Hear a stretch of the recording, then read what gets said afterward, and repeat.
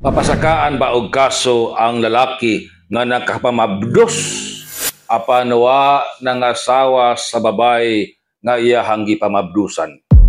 Ang tubag, depende.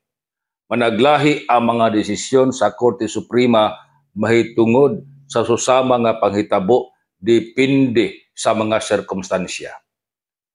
Sa unang kutay sa mga desisyon sa pinakataas nga hukmanan, ang babae nga ni Mabdos kay dunay lawasnon nga seremonyas ug iyahang kagustuhan ang ingon nga panghitabo ngadtos lalaki nga iyahang gihigugma unya sa panahon nga dili siya pakaslan, dili siya makademanda og kaso nga damages. Ningon ang Supreme Court, kagustuhan sa babae o sa lalaki ang mao nga panghitabo. Nalipas lang duha. Ngano mangayo mag-damages ang babae?